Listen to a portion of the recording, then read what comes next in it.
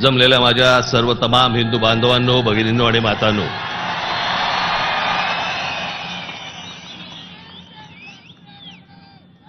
सर्वप्रथम मी आपणाला सर्वांना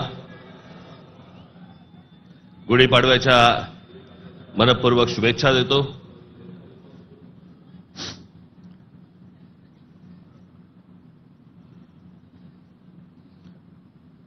हा म्हणे हरलेला पक्ष.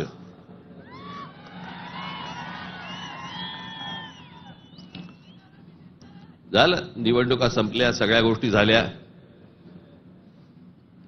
पण आज गेल्या निवडणुकीमध्ये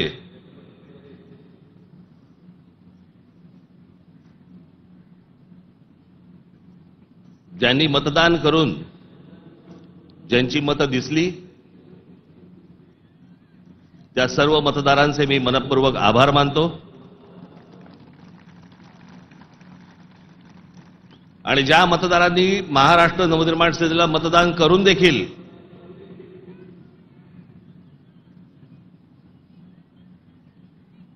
इलेक्ट्रॉनिक मशीनमध्ये ज्यांची मतं दिसली नाहीत त्यांचेही मी आभार मानतो. निवडणुका कशा झाल्या, काय काय गोष्टी घडल्या, मला असं वाटतं याच्यावरती माझं बोलून झालेलं आहे.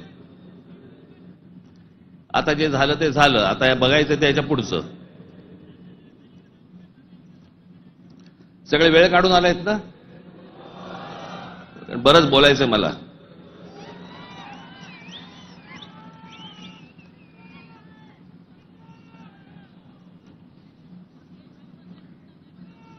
अनेक विषय, निवडणुका झाल्यानंतर अनेक विषय झाले, अनेक विषय बोलले गेले.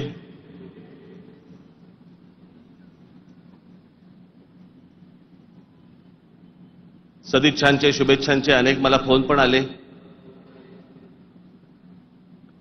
आणि नेमके आजच आले.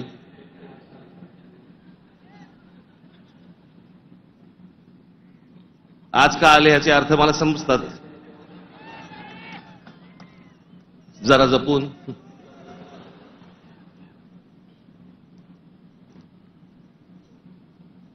पण गेले काही दिवस ज्या काही घटना घडल्या, मला असं वाटतं काही गोष्टींचं तुम्हाला सांगणं खूप आवश्यक आहे, गरजेचं आहे.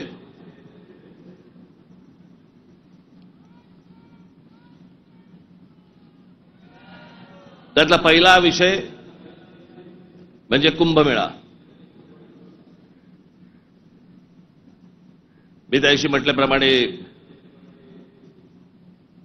ते आमच्या बाळा नांदगावकरांनी पाणी आणलं आणि मग मी त्याला सायलाट पिणार नाही. मी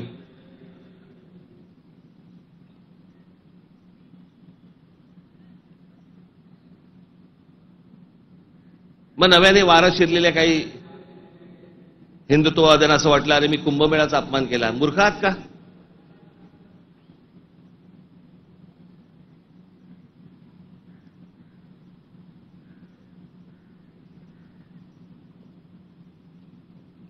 ते आमचे नयन कदम जाऊन आले तिकडे.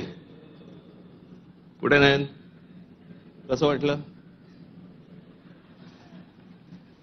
म्हणे आतमध्ये गेल्यावरती असं झालं म्हणे. म्हटलं नाही, खालून प्रेत गेलं असेल एखादं.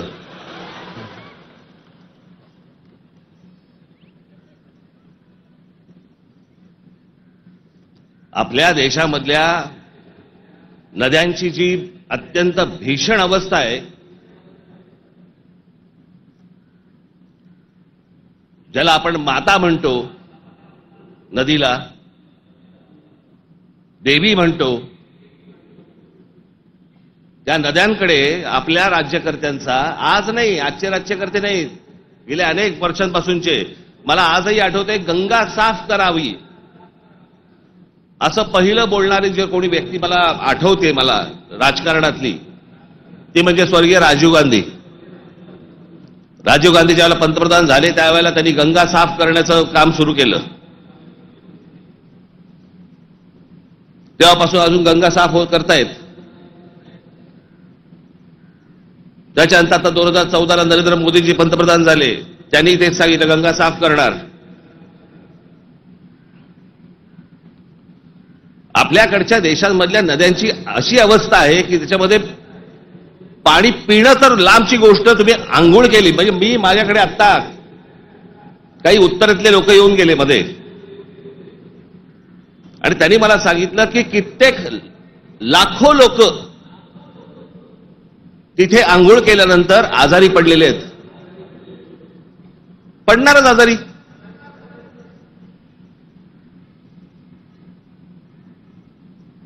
त्या गंगेवरची काय परिस्थिती आहे. प्रश्न हा गंगेच्या अप्पाराचा नाहीये, प्रश्न हा कुंभमेळ्याच्या अप्पाराचा नाहीये, पाण्याच्या स्थितीचा आहे की पाणी कशा प्रकारचं पाणी तिकडे असतं होतं आणि ते अजूनही थांबवलं जात नाही त्या गोष्टी. खरं तर वेगळ्या ठिकाणी तुम्ही जागा देऊ शकता. सहज एक मिनिट भरासाठी म्हणून मी तुमच्यासमोर गंगेची आत्ताची परिस्थिती काय आहे ती मी तुम्हाला फक्त दाखवतो. खाली अरे खाली आहे त्याला खाली आहे.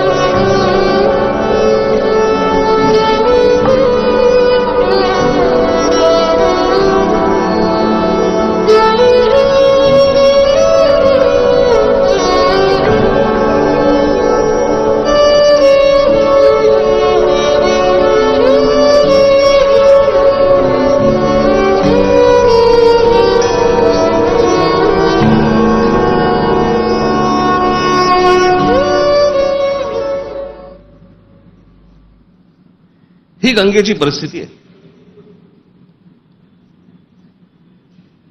आतापर्यंत 33,000 कोटी रुपये खर्च झाले त्याच्यावरती.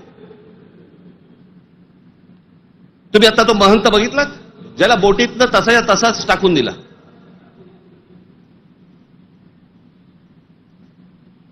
तिकडच्या घाटांवरती तिथे प्रेतं जाळली जात आहेत. नुसतं आपला अग्नी दिल्यासारखा करतात आणि तसंच प्रेत ढकलून देतात पाण्यामध्ये.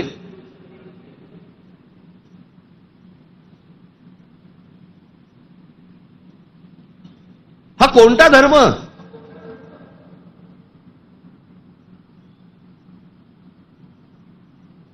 म्हणजे आमच्या नैसर्गिक आपल्या देशाच्या गोष्टींवरती जर समजा अशा प्रकारचा धर्म आडवा येत असेल काय करायचं त्याचं.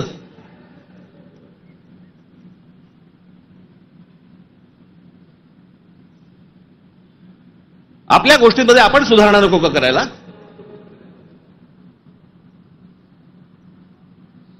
काळ बदलला, लोकसंख्या वाढली.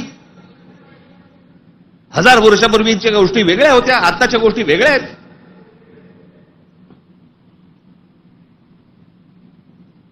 हेच सगळे विधी आटपण्यासाठी म्हणून त्याच इथे वेगळ्या एका घाटावरती एखादी जागा करता येत नाही का.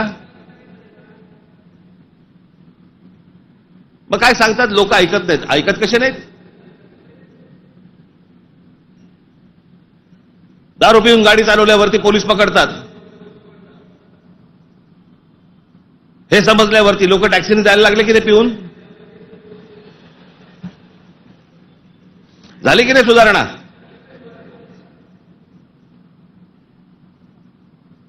आपल्या नद्या स्वच्छ राहिल्या पाहिजेत.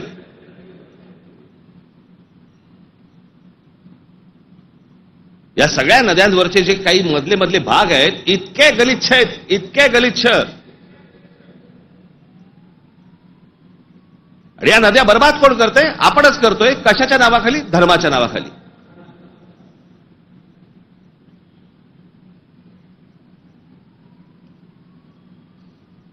प्रत्येकाला आपापला धर्म प्यारा असतो. प्रत्येकाने आपापल्या धर्मामध्ये सुधारणा केल्या पाहिजेत. मी ज्या वेळेला हे गंगेवरचं ज्यावेळेला मी पाहत होतो सगळ्या गोष्टी मला कळेना हे कसं काय चाललंय.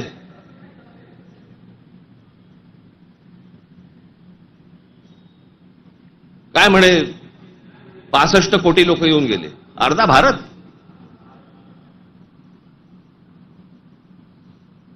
चला त्यातले आपण 5 लाख आपण पकडूया, व्हीव्हीआयपी आणि व्हीव्हीआयपी. बाकीचे काठावरच बसले असतील खो खो खेळायला, बरोबर की नाही? प्रत्येकाची जरी 200-200 ग्रॅम पकडली,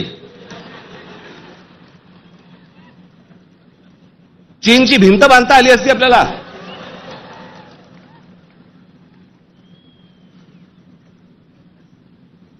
बरं तेही कुठे गेलं? म्हणजे आपल्याकडे जे सगळे म्हणतात ना, झालं गेलं गंगेला मिळालं.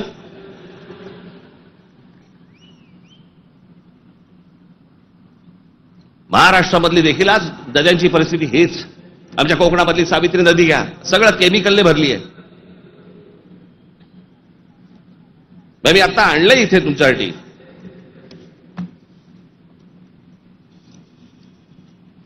देशभरात एकूण 311 नदीपट्टे म्हणजे पॅचेस असे आहेत जे प्रदूषणामुळे धोक्याच्या पातळीवर असून त्यात महाराष्ट्रातील तब्बल 55 नदीपट्टे प्रदूषित आहेत.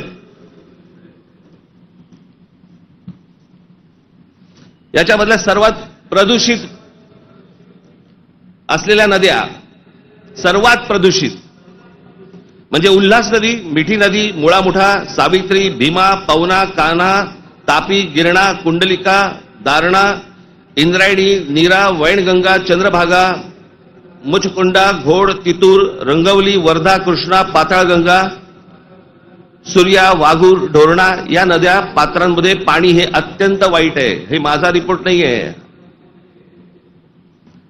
तर भातसा, पेडी, मोर, बुराई, वेल, पांझरा, सीना, काळू, वेण्णा, कोयना, पांझरा, पैनगंगा, पूर्णा, उरमोडी, कांग या नद्यांच्या पात्रामध्ये पाणी वाईट आहे.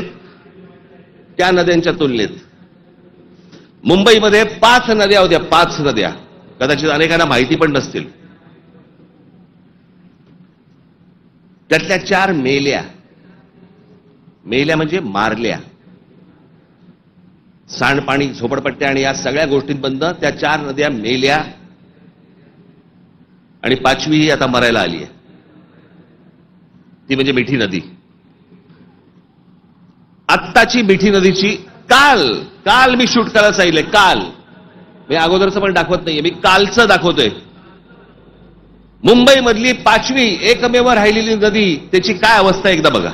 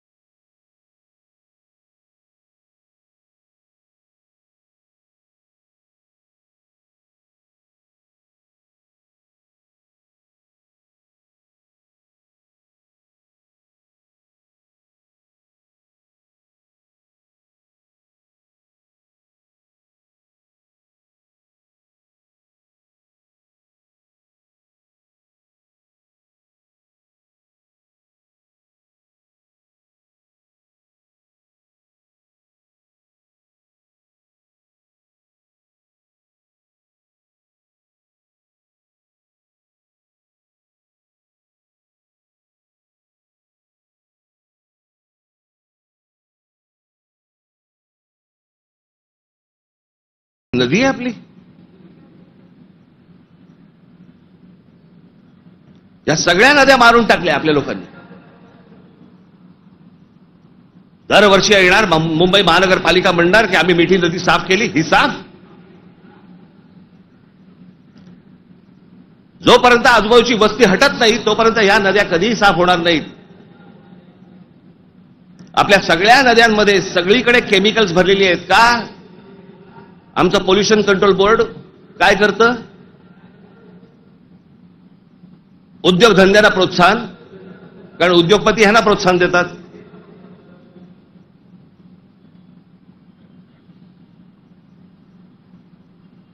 जे म्हणून आपल्याकडचे नैसर्गिक स्रोत आहेत आपण ते बंद करायचे. आणि त्याच्यानंतर त्याच्यावरती बोलल्यानंतर तुमचा धर्म आडवा येणार.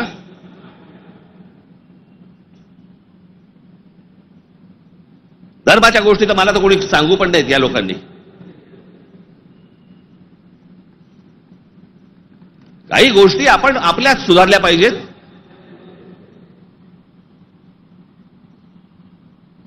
मी मागे हा एकदा विषय बोललो होतो. तो विषय बोलल्यानंतर मी एकदा नांदेडला होतो. नांदेडच्या गुरुद्वारामधले जे तिकडचे जे काय म्हणतात त्यांना, आता मला त्यांना काय म्हणतात मला माहिती नाही, आपल्या भाषेत सांगायचं म्हणजे काय, तिकडचे गुरुजी असतील. आणि त्यांनी मला सांगितलं की आपने जो कहा वो बहुत ठीक कहा. काय म्हणालो तुम्ही?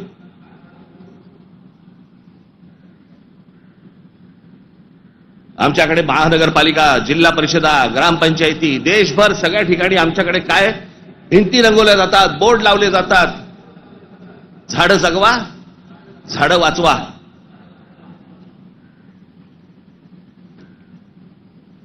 आणि आमच्याकडे देशामध्ये आपल्या हिंदूंचे अंतिम संस्कार, अंत्यविधी हे लाकडावरती होतात. कुठून येतं लाकूड? लाकूड येणार कुठून? या देशातली जंगलतोड झाल्याशिवाय लाकूड येणारच नाही.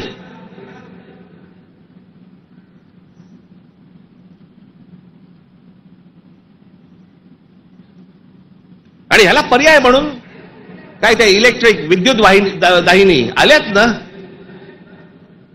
काही जण असतात कर्मठ, नाही नाही विद्युत दाहिनी नाही, आमच्या परंपरेनुसार. का विद्युत दाहिनी केल्यावरती काय कल्याणला उतरवतात?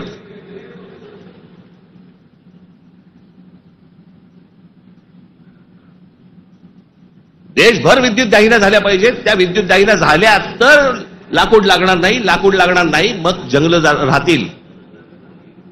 आमचे पंतप्रधान नरेंद्र मोदी मागे एकदा जंगलात गेले होते फिरायला, कोणतरी एका परदेशी माणसाबरोबर. म्हणजे आमच्या पंतप्रधानांना जंगलांची आवड आहे.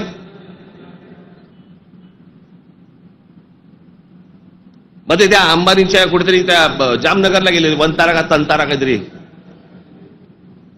म्हणजे त्याला प्राण्यांची आवड आहे. मग प्राण्यांची आवड असेल तर जंगल जगवली पाहिजे. जंगल हे आपलं मुंबईचं नॅशनल पार्क आहे ना, हे नॅशनल पार्क संजय गांधी राष्ट्रीय उद्यान पवईपासून सुरू होतं, घोडबंदर पर्यंत तिकडे थांबतं. एवढं मोठं राष्ट्रीय एक काय नॅशनल पार्क एखाद्या शहराच्या मध्यात जगाच्या पाठीवर कुठेही नाही.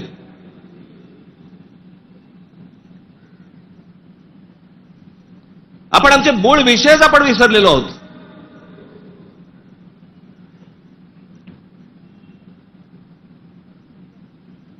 आमच्याकडे फक्त जंगलतोड सुरू आहे. म्हणजे आता मी तुम्हाला फक्त भारताचा जन्म मृत्यूचा आकडा फक्त सांगतो. जन्म मृत्यूचा आकडा म्हणजे लाकडं किती लागत असतील विचार करा, म्हणजे जंगलं किती तोडली जात असतील याचा विचार करा. भारताचा मध्ये जन्म आणि मृत्यूचा दर दररोज 81,746 मुलं जन्म घेतात आणि दररोज 29,679 मृत्यू होतात. रोज दररोज साधारणपणे 50,000 लोकसंख्या वाढत आहे.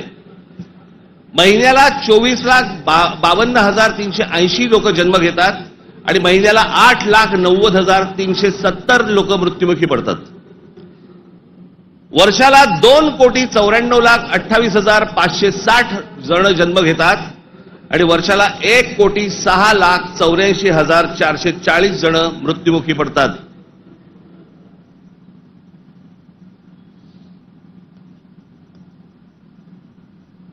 आपण एका बाजूनी बोंबलायचं, आमच्याकडे दुष्काळ पडलाय, आमच्याकडे पाणी नाही. मराठवाड्यातल्या अनेक ठिकाणी 7-7 दिवस पाणी येत नाही. भारतामधल्या अनेक जिल्ह्यांमध्ये तिथे पाणी येत नाही.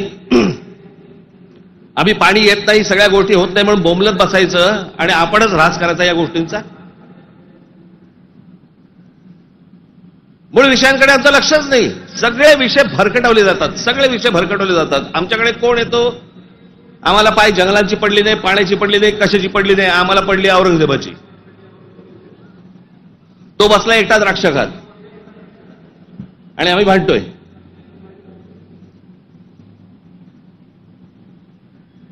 औरंगजेबाची कबर राहिली पाहिजे का उडवली पाहिजे? आत्ता कुठून आठवलं? चित्रपटाने जागे होणारे हिंदू काही कामाचे नाहीत.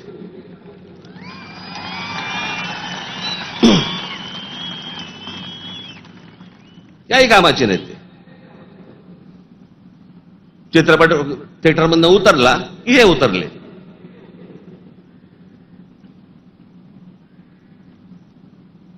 छत्रपती संभाजी महाराजांचं बलिदान तुम्हाला आत्ता कळलं विकी कौशल मेल्यावर?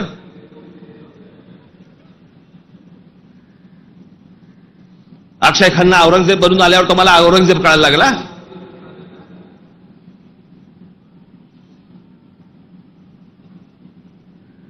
व्हॉट्सअपवरती इतिहास नाही वाचतायत. इतिहास वाचायचा असेल त्याच्यामध्ये पुस्तकामध्ये डोकं घालायला लागेल तुम्हाला.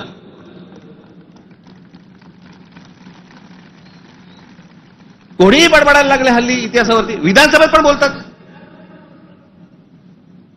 खरं तर त्यांचं काही काम नाही.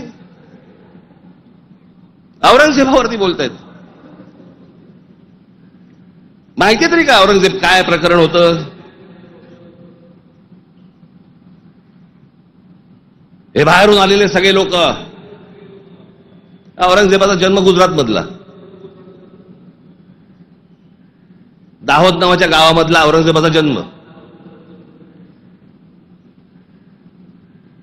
आणि मग काय सोपं आहे इतिहासामधलं तुम्हाला जातीपातीमध्ये भिडवून द्यायला. यांना ब्राह्मणांनी साथ दिली, यांना मराठ्यांनी साथ दिली, मग तिकडे मराठी नव्हतेच, मग हे सगळं चोरून ब्राह्मणांनी केलं. हे सगळं बोलणाऱ्यांचा इतिहासाशी काही संबंध नाहीये. त्यांना फक्त राजकीय त्यांचं जे काही पोळी भाजून घ्यायची आहे तेवढंच फक्त काम आहे त्यांचं. त्यांना ना संभाजी महाराजांशी काही कर्तव्य आहे, ना औरंगजेबाशी काही कर्तव्य आहे, ना कोणाशी काही कर्तव्य आहे. तुमची माथी फक्त भडकवायची.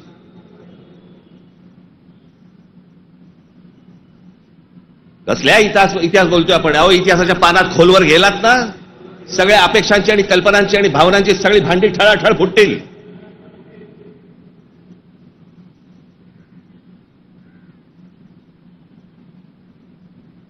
या हिंद प्रांतामध्ये एक अत्यंत कडवट, एक प्रभावी असं एक स्वप्न ज्या व्यक्तीला पडलं त्या आमच्या जिजाऊ साहेब.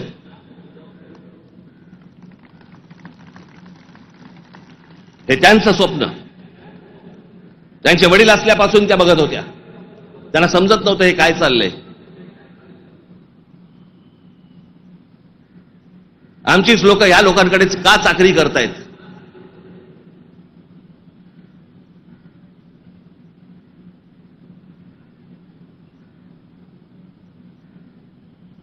आणि छत्रपती शिवाजी महाराज म्हणजे या हिंद प्रांतावरती केलेला एक संस्कार आहे.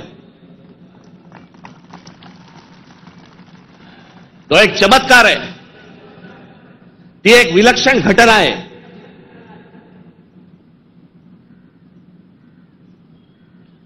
छत्रपती शिवाजी महाराज हा एक विचार आहे. तो विचार जन्माला यायच्या अगोदर या देशाची, या देश कुठचा होता? देश नव्हताच तो. या हिंद प्रांताची काय अवस्था होती, काय परिस्थिती होती?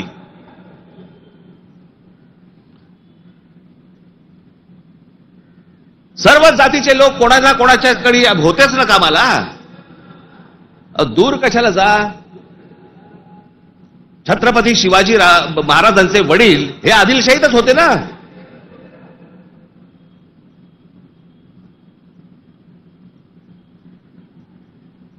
त्याच्यानंतर ते निजामशाहीत गेले ना. तो काळ वेगळा होता, तिवाळची परिस्थिती वेगळी होती. त्यांनी काय तसे निर्णय घेतले? जे कोणी महाराष्ट्रामधले सरंजामदार होते त्यांच्या विरोधाचाच लढा होता ना शिवाजी महाराजांचा. हे सरंजामदार कोण होते? त्याला जातीत का पाहताय तुम्ही?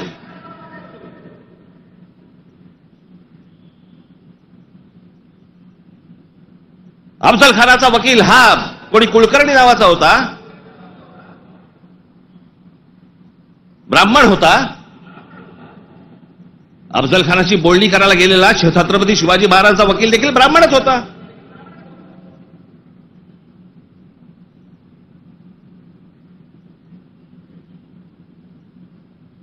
त्यावेळेला सगळीच माणसं वेगवेगळ्या लोकांकडे कामालाच होती.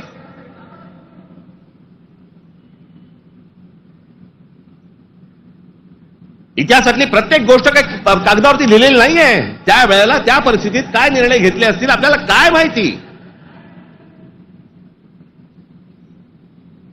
300-400 वर्षापूर्वीचा इतिहास, त्याच्यावरती आम्ही आज भांडतोय जातीत.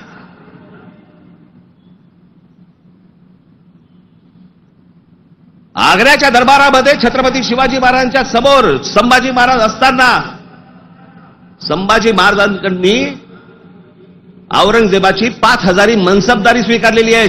छत्रपती शिवाजी महाराजांच्या समोर महाराजांची होकार असल्याशिवाय होईल.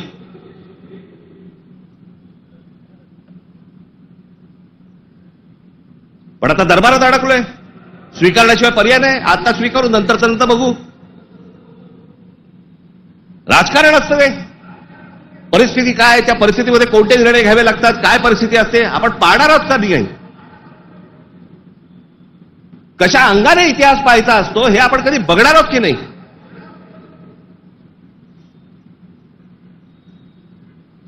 काही कशाचा कशाला माहिती नाही.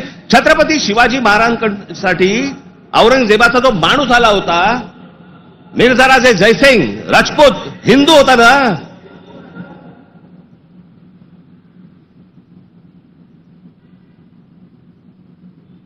ज्या सिंहगडावरती आमच्या तानाजी मालुसरेंचा आज तिथे मृत्यू झाला, ते कोणाबरोबर लढाई झाला? उदयभान राठोड बरोबर ना. राजपूत होता ना, हिंदू होता ना. काय घेऊन बसलोय आपण.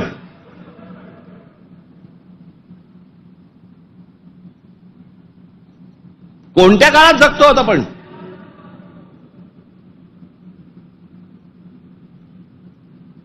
छत्रपती शिवाजी महाराजांच्या जन्माच्या अगोदरचा काळ वेगळा होता, नंतरचा काळ वेगळा आहे.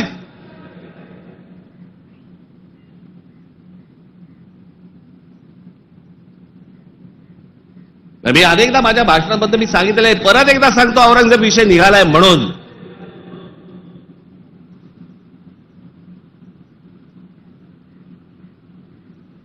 औरंगजेब बादशाह याचं राज्य कुठपासून कुठपर्यंत होतं? अफगाणिस्तान पासून दक्षिणेपर्यंत आणि इथे बंगालपर्यंत.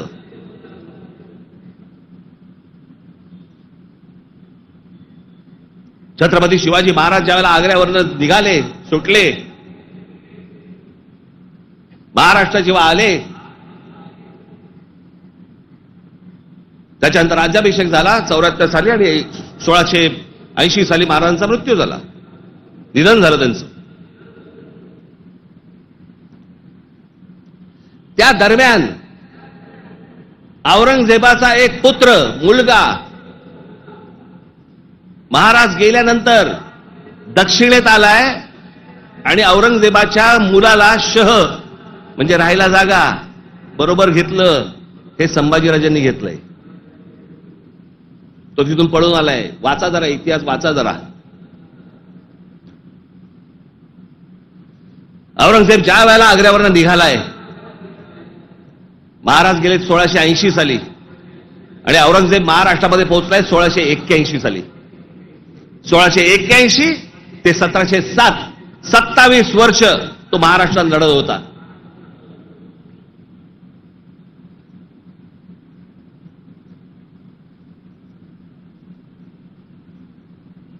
आमच्या संभाजी राजांबरोबर लढला. त्याला क्रूर पद्धतीने मारलं. राजाराम महाराज लढले, संताजी धनाजी लढले आणि आमच्या तारा राणी साहेब लढल्या. या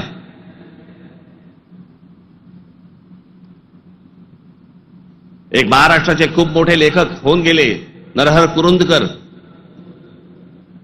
त्या कुरुंदकरांच्या एका पुस्तकामध्ये फार अप्रतिम वाक्य आहे की मराठे सर्व लढाया हरत होते, पण औरंगजेब एकही लढाई जिंकू शकत नव्हता.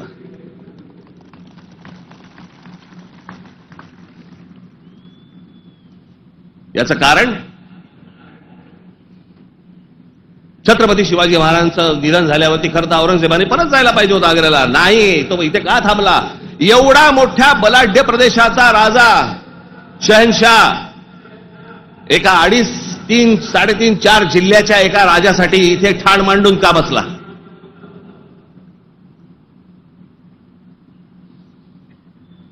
त्याला माहिती होतं छत्रपती शिवाजी महाराजांचं निधन झालंय, मग का ठाण मांडून बसला होता? शिवाजी महाराज तर गेले होते, त्याला शिवाजी नावाचा विचार मारायचा होता, जो त्याला जमला नाही. सगळे प्रयत्न केले, सर्व प्रयत्न केले आणि इथे शेवटी मेला. जगाच्या इतिहासामध्ये औरंगजेब वाचला जातो, अभ्यास केला जातो त्याचा, पण ज्या वेळेला त्याचा अभ्यास केला जातो त्यावेळेला जगभरातल्या लोकांना कळतं की तो काय करायला गेला होता आणि कसा मेला. तिथे छत्रपती शिवाजी महाराजांचं नाव येतं जगभरामध्ये. जी कबर आहे ना, जी सजवलेली काढून टाका, कबर नुसती दिसली पाहिजे आणि तिथे एक मोठा बोर्ड लावा, आम्हा मराठ्यांना संपवायला आलेला औरंगजेब इथे आम्ही गाडला गेला.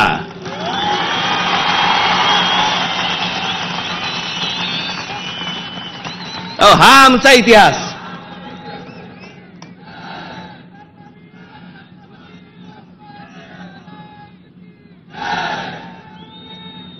अफजल खान ज्या वेळेला इथे आला, इतिहास कशासाठी वाचायचा? इतिहासातनं बोध घेण्यासाठी वाचायचा.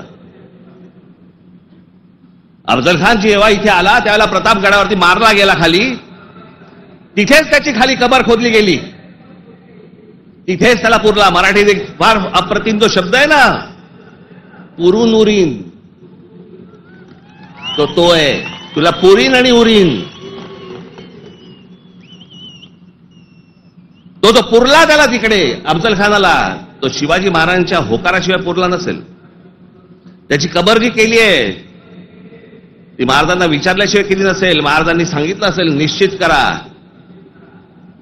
जगाला कळू दे कोणाला मारलाय.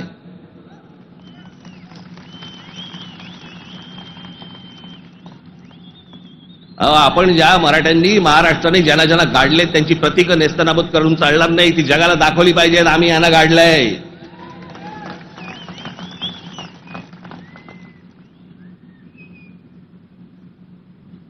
इस्रायलची एक खूप मोठी संघटना आहे मोसाद नावाची.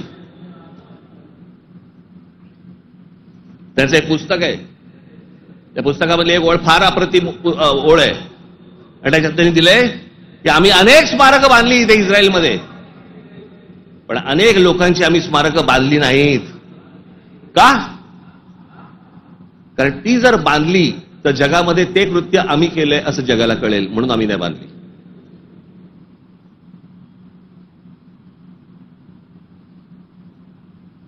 असा विचार ते करतात. आणि आम्ही कोणाला गाडले हे आम्ही जगाला दाखवायचं नाही. खरं तर शाळेतल्या लहान लहान मुलांच्या तिकडे ट्रिप घेऊन गेल्या पाहिजेत, बसेस भरून घेऊन गेल्या पाहिजेत आणि लहान मुलांना सांगितलं पाहिजे, बाळांनो, महाराजांनी याला गाडला, हा आपल्यावर आला होता, हा आपल्या धर्मावर उलटला होता, हा आमची मंदिरं पाडत होता, हा आमच्या बहिणींची आबरू लुटत होता, याला आम्ही गाडला. नाही तर पुढच्या पिढ्यांना आम्ही काय इतिहास सांगणार आहोत?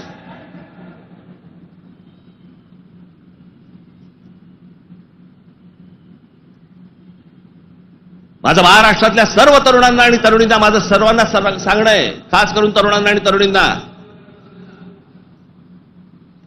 व्हॉट्सअपवरती इतिहास वाचायचा पहिला बंद करा.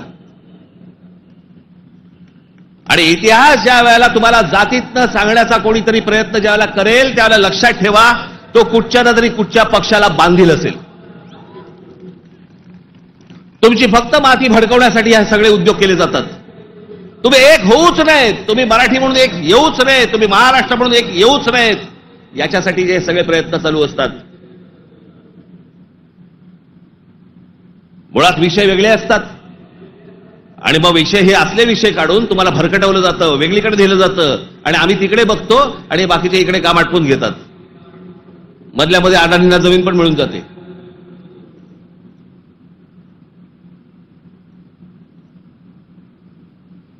मुंबईचा विमानतळ दिला अदानीला, मग अजून कुठचा नवी मुंबईचा दिला अदानीला, मग आता पालघरचा दिला अदानीला, मग तिकडचं बंद दिला अदानीला.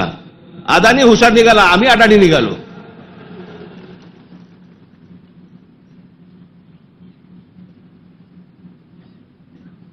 कित्येक गोष्टी आहेत ज्या विधानसभेमध्ये बोलल्या जाऊ नयेत.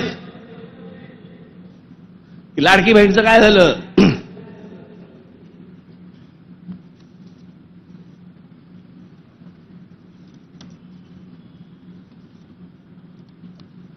लाडकी बहीणचं काय झालं? काही नाही. बंद होणार ती योजना. मी निवडणुकीच्या वेळेला सांगत होतो, पण माझं खरं सांगून तुम्हाला पटलं नाही, त्यांचं खोटं सांगून पटलं. काय कमाल आहे.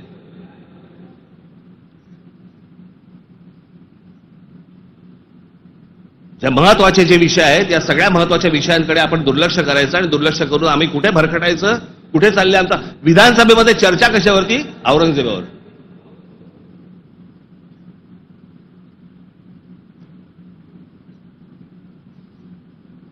मी तुम्हाला मुद्दामून सांगतोय की तो तुर्कस्तान म्हणजे आत्ताचा टर्की हा देश तलवारीच्या धारेवरती, धर्माच्या धारेवरती उभा राहिला.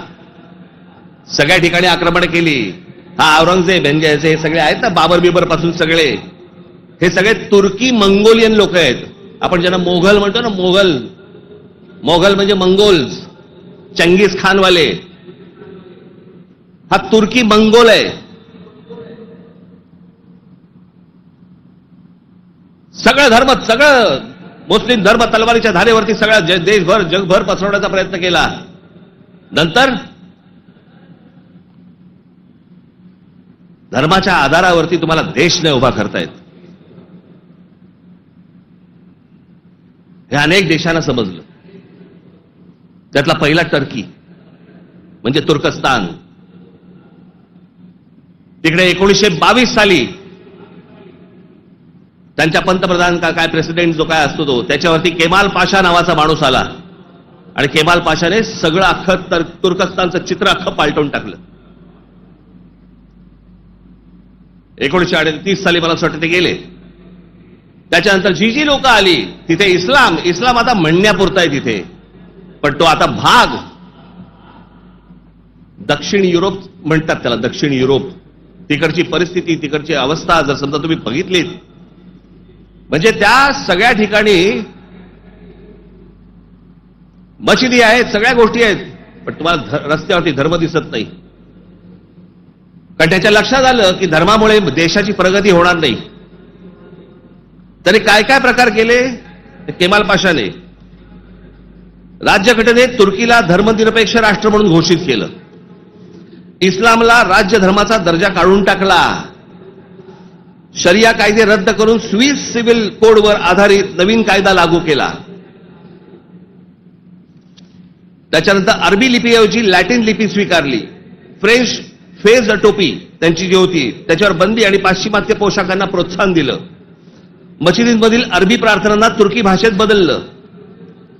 आता सध्याचे टर्कीचे सध्याचे अध्यक्ष एर्दोगन यांनी मवाळ इस्लाम स्वीकारला वगैरे सोडा, टर्कीला दरवर्षी टुरिझम म्हणून किती लोक भेट देतात? 5 कोटी लोक भेट देतात. वर्षाला साधारणपणे $400 बिलियन त्यांचं उत्पन्न होतं, निर्माण होतं. हे देश सगळे त्याच्यातनं बाहेर पडतायत आणि आम्ही धर्मांधतेकडे जातोय. धर्म प्रत्येकाने जोपासला पाहिजे उंबरठ्याच्या आत. आणि त्यांनी जर समजा बाकीच्यांनी जर समजा धर्म रस्त्यावरती आणला तर मग काय आम्ही बुलडोजर फिरू? मी ज्यावेळेला सांगितलं होतं हे सगळे लाऊडस्पीकर बंद करा मशिदींवरचे, ऐकलं नाही. माझ्या 17,000 महाराष्ट्र सैनिकांवरती केसेस टाकल्या. आणि आता परवा दिवशी आमच्या महाराष्ट्र राज्याचे मुख्यमंत्री देवेंद्र फडणवीस म्हणतात की आम्ही त्यांना सांगितलेलं आहे रात्री 10 ते सकाळी 6 भोंगे वाजणार नाहीत. अहो तेव्हा वाजतच नाहीत. प्रश्न आहे सकाळी 6 ते रात्री 10. या लाऊडस्पीकरचा, सततच्या लाऊडस्पीकरचा लोकांना त्रास होतो. तुमचे काही सण बिण असतील तर आपण समजू शकतो, पण सरकार म्हणून कोणतंही पाऊल न उचललं. पाऊल कोणी उचललं? उत्तर प्रदेशने उचललं, योगींनी उचललं. त्यांनी सगळ्यावरचे लाऊडस्पीकर बंद केले. आपण इथे घोषणा केली, लाऊडस्पीकर त्यांनी बंद केले. आमच्या इकडे तसंच चालू आहे.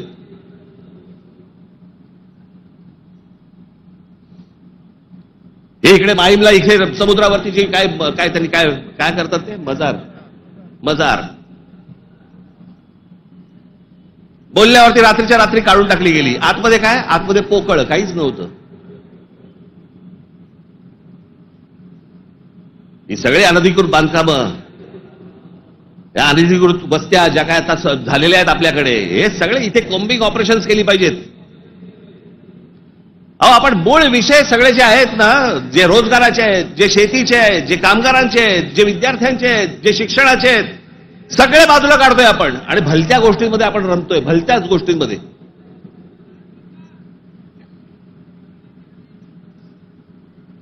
आज त्या बीडला जे झालं,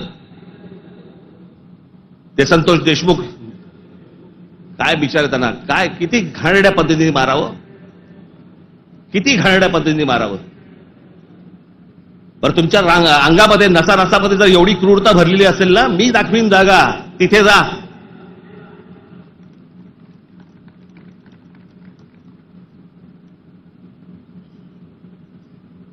पण हे सगळं झालं कशातनं?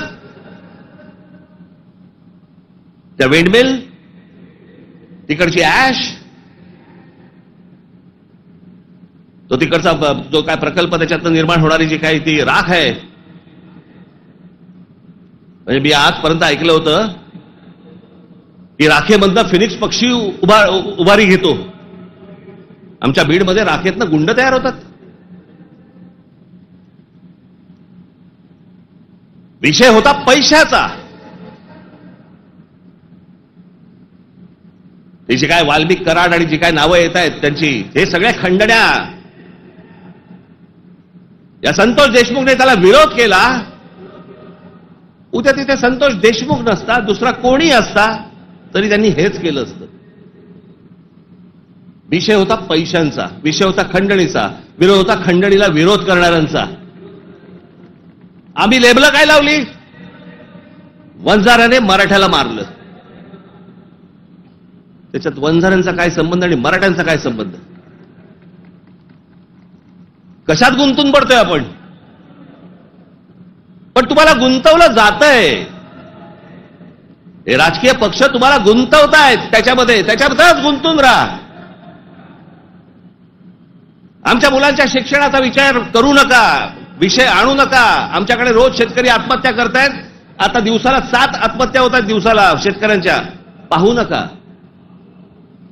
आमच्याकडे रोजगार निर्माण होत नाहीये, लक्ष देऊ नका त्याच्याकडे. असंख्य मुलं आणि मुली मराठवाडा सोडून पुण्याकडे येत आहेत. दुर्लक्ष करा त्या गोष्टींकडे. आम्ही कशात अडकवलंय त्यांना? सगळ्यांना जातीपातीमध्ये अडकवलेलं आहे. कोणी जातीचं भलं केलेलं नाहीये आणि कोणी जातीच्या माणसाचं भलं केलेलं नाहीये. या महाराष्ट्रामध्ये संयुक्त महाराष्ट्र झाल्यानंतर गेली इतकी वर्ष या महाराष्ट्राच्या सत्तेमध्ये जास्तीत जास्त आमदार आणि जास्तीत जास्त मंत्री आणि जास्तीत जास्त मुख्यमंत्री मराठा समाजाचे होते. मग मराठा समाजाला आरक्षण का मागावं लागतंय? काय केलं या आमदारांनी आणि काय केलं या मंत्र्यांनी आणि काय केलं मुख्यमंत्र्यांनी? जर माझ्या मराठा समाजाला जर समजा आरक्षण मागायला लागत असेल, मग एवढे आमदार आजपर्यंत का निवडून दिले? एवढे खासदार आजपर्यंत का निवडून दिले? एवढे मुख्यमंत्री का झाले? एवढे मंत्री का झाले? मग ह्या लोकांनी काय केलं? जात जातीला कधीच सांभाळत नाही. हे फक्त निवडणुकांमध्ये फक्त तुमची मतं घेण्यासाठी म्हणून फक्त जातीचा वापर करतात. याच्यानंतर काही होणार नाही. निवडणुकीच्या तोंडावरती तुम्हाला सांगितलं होतं शेतकऱ्यांना कर्जमाफी करू म्हणून, सांगितलं होतं ना. काल अजित पवार बोललेत 30 तारखेच्या आत पैसे भरून टाका, कर्जमाफी वगैरे काही होणार नाही. म्हणजे निवडणुकीच्या तोंडावरती तुम्ही वाटेल त्या गोष्टी बोलणार आणि निवडणूक संपल्यानंतर लोकांनी भाबडेपणाने मतदान केल्यानंतर तुम्ही आता ऐन मोक्यावरती बोलणार की पैसे भरून टाका म्हणून. अरे वा. महाराष्ट्रातल्या जनतेला मला हे विचारायचंय की इतक्या भाबडेपणाने तुम्ही मतदान करता तरी कसे? ही लाडकी बहीण योजना, या लाडक्या बहीण योजनेची आता काहीतरी 2100 कोटी काहीतरी करणार म्हणे. 2100 कोटी केलं तर साधारणपणे वर्षाला महाराष्ट्र सरकारवरती 63,000 कोटीचं कर्ज होईल.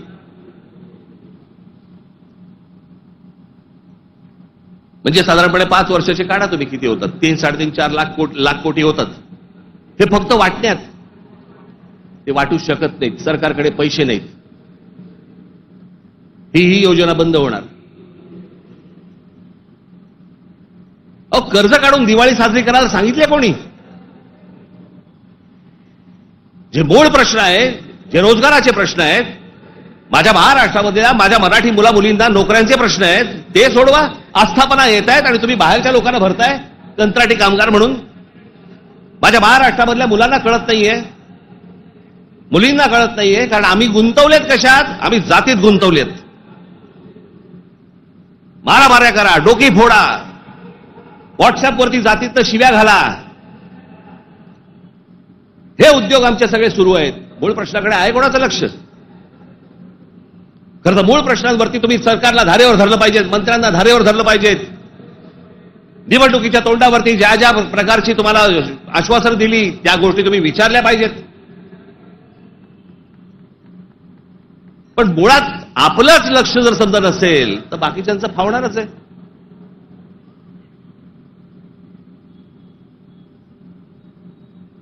तुम्ही सगळे या जातीपातीचे सगळे भेद गाडून तुम्ही एक मराठी म्हणून उभे राहायला पाहिजेत.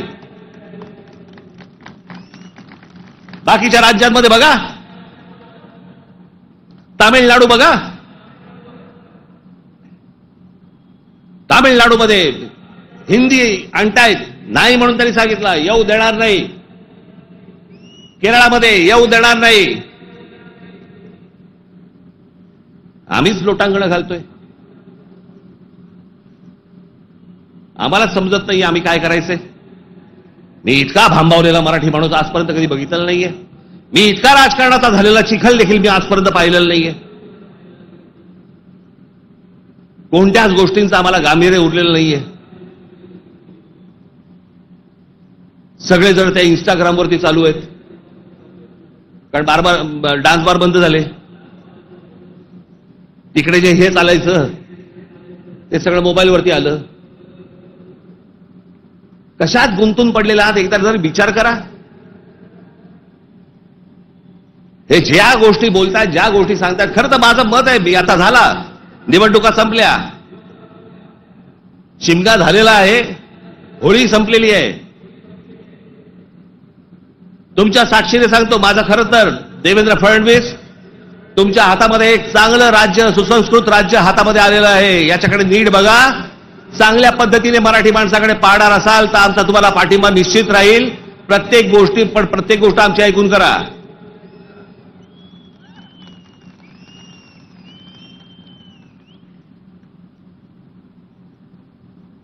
महाराष्ट्र आसुसलेला आहे. आता उन्हाळा आहे, आता पाण्याचे प्रश्न सुरू होतील. शेतकऱ्यांच्या आत्महत्यांची आहेतच आहेत, कर्जांचे आहेत. कोणी कंपन्या येतात, त्या कुठची कंपनी आली ती लुटून गेले ते टोरस का काहीतरी, इतके भाबड्यात. आता पैसे दिले की महिन्याभरात दुप्पट होतील. कोण देतं असं करून? का गुंतवता अशा ठिकाणी पैसे तुम्ही? पण या सगळ्या याच्यामध्ये मी तुम्हाला दोष देणार नाही. ही जी असुरक्षितता जी आलेली आहे ना, आर्थिक असुरक्षितता आलेली आहे, वैचारिक असुरक्षितता आलेली आहे, मंदिरांच्या बाहेर रांगा लागल्या आहेत. जे बुवा बिवा जे काय आता सध्या नवीन आलेत सगळेजण, त्यांच्याकडे रांगा लागल्या आहेत. लोक भक्तीने जात आहेत, भावनेने जात आहेत, अडकून पडतायत. ठीक आहे, पण चांगल्या गोष्टीत तरी पडतायत.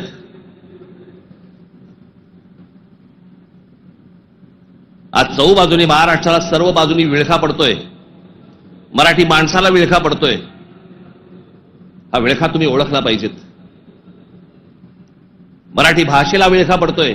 आमच्या महाराष्ट्रामध्ये, मुंबईमध्ये आम्हाला सांगता, इकडच्या आस्थापनांमध्ये आम्ही मराठी बोलला नाही आता तो क्या हुआ, कानफट इथंच बसणार.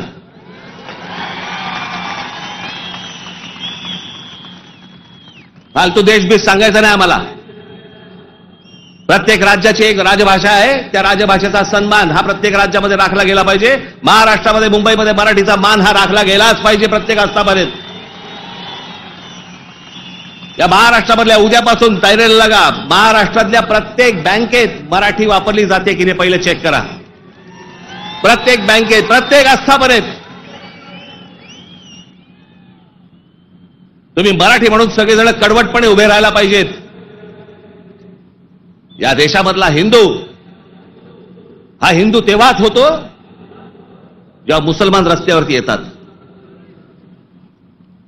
एरवी फक्त भक्तिभावाने असतात, पण हिंदूंमधला हिंदू जेव्हा जागरूक होतो तो फक्त दंगलीमध्ये हिंदू असतो. दंगल संपली की तो मराठी, पंजाबी, गुजराती, बंगाली सगळा होतो. आणि मग ज्याला तो मराठी होतो त्याला मग तो साळी, माळी, मराठा, ब्राह्मण, कुणबी सगळा होतो.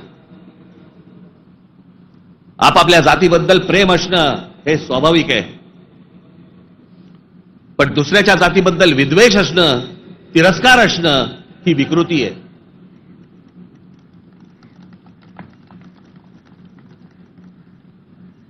आज सगळे राजकीय पक्ष बाकीचे आज केंद्रातले असतील, पूर्वीपासून चालू आहे, काँग्रेस असल्यापासून सुरू आहे.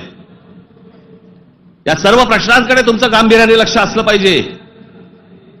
मी आज फक्त तुम्हाला एक गोष्ट वाचून दाखवणार आहे. 1966 साली शिवसेनेच्या जन्माच्या वेळेला माझ्या आजोबांनी एक पुस्तक लिहिलं होतं. बघा, 1966 सालची गोष्ट बोलते मी तुम्हाला. 1966 माझ्या आजोबांनी एक पुस्तक लिहिलं होतं. मी ते लवकरच ते रिप्रिंट करून तुमच्या पुढे आणणार आहे. मी त्या पुस्तकाचं नाव होतं ऊठ मराठ्या ऊठ.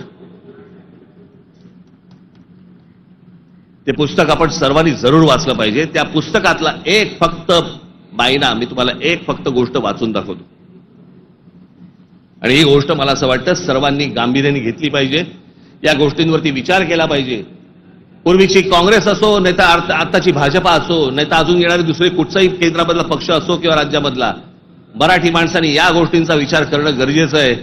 हे आजोबांनी 66 साली लिहिलंय. तीच गोष्ट आज तंतोतंत आपल्याला लागू पडतेय. ती मी गोष्ट फक्त तुमच्यासमोर वाचून दाखवतो. भाषा म्हणजे काय बोलायचीच नाही, कमाल भाषा. आज महाराष्ट्राचा मराठा आत्मस्वरूपाला पारखा होऊन ना अरत्री ना परत्री, म्हणजे ना इथे ना तिथे, अशा मोहनीय अवस्थेत आहे. त्याचा उज्ज्वल भूतकाळ त्याने चुकूनही आठवू नये.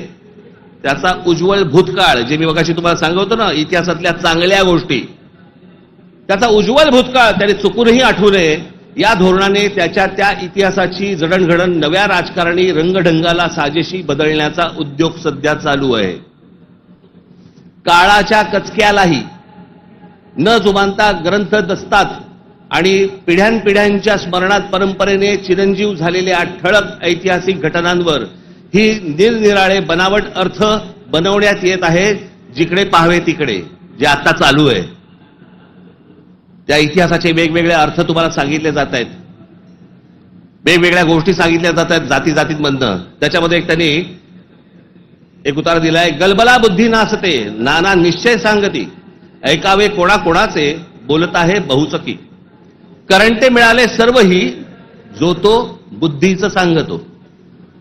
प्रत्येक जण आपापल्या पद्धतीने काहीतरी सांगत असतो. त्यांची बुद्धिमत्ता तेवढी नसते, पण प्रत्येकाला वाटतं मला व्यक्त व्हायचंय, आणि प्रत्येक जण बुद्धी पाजळत असतो. त्यांच्याकडनं बुद्धी घेऊ नका, चांगली पुस्तकं वाचा, असा समर्थोक्त देखावा दिसत आहे. बुद्धिभेदाच्या या वावटळीत शिक्षितांपासून अशिक्षित मजुरांपर्यंत सारे गुरफटले गेले आहेत. जागृतीचा, उत्थानाचा बोध करील तो जातीयवादी, संकुचित वृत्तीचा, देशद्रोही म्हणून त्याची सर्वत्र निंदा लालस्ती आणि जाहीर सभातून निषेध करण्यात येतो. कारण स्पष्ट आहे. महाराष्ट्राचा मराठा जागा होऊन आपल्या आत्मस्वरूपाचा शोध घेण्या इतका कदरबाज स्वाभिमानी बनू लागला तर सत्ता स्पर्धेच्या शर्यतीच्या रिंगणात आपल्या पक्षीय घोड्यावर स्वार झालेल्यांचे रिकीबितले पाय लटपटल्याशिवाय राहणार नाहीत. हे जे आज सत्तेचे सगळ्या घोड्यांवर चालू आहे ना, घोड्यांवरती बसलेले आहेत, तुम्ही एक व्हा. तुम्ही एक मराठी म्हणून ताकद ह्यांना सर्वांना दाखवा. नाही ह्यांचे पाय लटलटले तर मला सांगा. पण तुमच्यामध्ये सगळ्यांमध्ये फक्त मतभेद निर्माण करणं, बुद्धिभेद निर्माण करणं आणि त्या बुद्धिभेदातनं ह्यांना फक्त सत्ता राबवायची आहे सगळ्यांना. आज सत्तेवर बसले तेवढंच काय म्हणत मी, सगळेच. म्हणून मला तुम्हाला एवढंच सांगायचं आहे आजच्या या गुढीपाडव्याच्या दिवशी. हा गुढीपाडवा, या गुढीपाडव्याच्या दिवशी तुम्ही हा मराठी नववर्षाचा सण, या मराठी नववर्षाच्या क्षणी तुम्ही सगळ्यांनी महाराष्ट्रातल्या तमाम माझ्या माता भगिनींनी, माझ्या बंधूंनी, भावांनी, माझ्या बहिणींनी, सगळ्यांनी एकजुटीने मराठीचा नारा द्यावा. आणि ज्या वेळेला ते इतर ज्या वेळेला अंगावर येतील त्यावेळेला आपण हिंदू म्हणून अंगावरती जाऊ. एवढी ताकद आपण आज या ठिकाणी ठेवू. आपण आज या गोष्टींची शपथ घेऊ. आणि पुढच्या सगळ्या येत्या निवडणुका आता लागतील, मला असं वाटतं की ऑक्टोबर नोव्हेंबरला लागतील बहुधा. यांची गॅरंटी नाही, कारण यांचं चाललंय ते बरं चाललंय. एक माणूस धरून बसलेत आयुक्त प्रत्येक ठिकाणचा. त्याच्यामुळे सोपं असतं राजकारण. ज्या वेळेला निवडणुका लागतील तोपर्यंत सगळी बांधणी तुमची पूर्ण झालेली पाहिजे आणि सगळेजण तुम्ही जोरात कामाला लागले पाहिजेत. एवढी फक्त एक इच्छा, आशा, अपेक्षा व्यक्त करतो आणि पुन्हा एकदा गुढीपाडव्याच्या आपल्याला सर्वांना शुभेच्छा देऊन आपली सर्वांची मी तूर्त रजा घेतो. धन्यवाद. जय हिंद, जय महाराष्ट्र.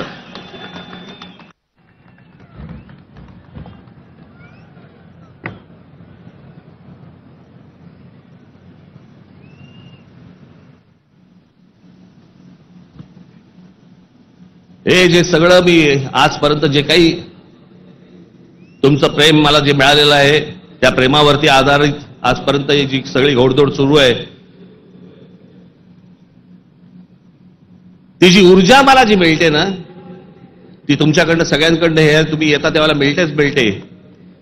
पण आपला एक महाराष्ट्र सैनिक नगर जिल्ह्यातला कोल्हापूरला अंबा मातेचं दर्शन घेऊन तिथून तो आजच्या सभेसाठी पायी पायी कोल्हापूरवरनं इथे आलेला आहे. मी ते प्रमोद आरणे, कुठे गेला ते इकडे,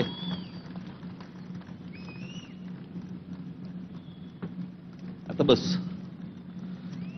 हा पायी पायी तिथून आला. तुमच्या सर्वांसाठी तो महालक्ष्मीचं दर्शन घेऊन आलेला आहे आणि मला असं वाटतं की हीच माझी ऊर्जा आहे. धन्यवाद.